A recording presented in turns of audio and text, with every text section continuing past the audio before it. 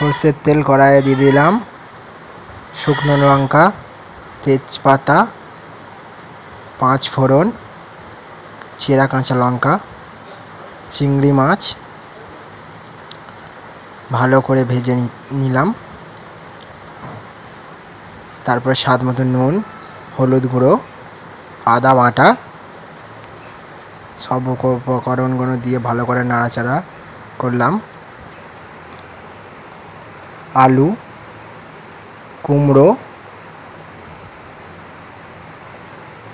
ঝিঙে। আজকের রেসিপিটি পুরো ইউনিক একটা রেসিপি, বাড়িতে বানিয়ে দেখবেন, সবার ভালো লাগবে। পুঁই শাক,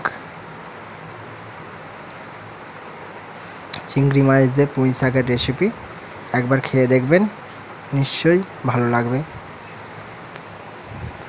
ভালো লাগলে অবশ্যই আমার ইউটিউব চ্যানেল শুভজিৎ মণ্ডল, শুভজিৎ এডিটস,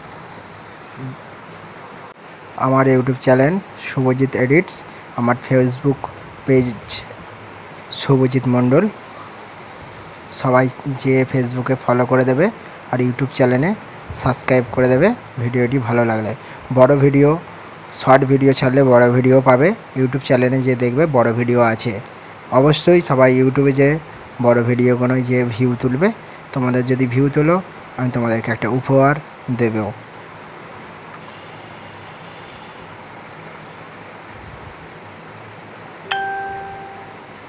সেদ্ধ হয়েছে কিনা দেখে নিচ্ছি।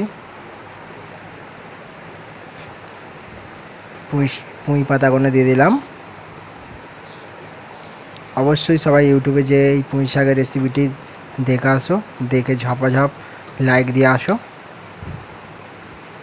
নিত্য নতুন ভিডিও রোজ পেতে আমার YouTube channel Shubhajit edits subscribe করে রাখবে, সাথে বেল বাটনটা অন করে রাখবে।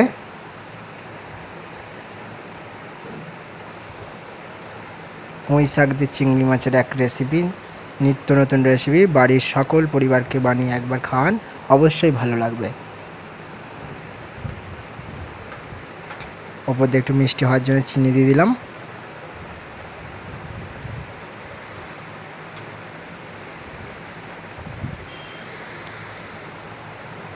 আমাদের রেডি চিংড়ি মাছ দিয়ে পুঁই শাকের এক রেসিপি। দেখা হচ্ছে আবার নতুন কোনো ভিডিও নিয়ে। বাই, টাটা, ভালো থাকবে, সকল পরিবার যেন সুস্থ থাকে, এটাই আমার কামনা। দেখা হচ্ছে অন্য কোনো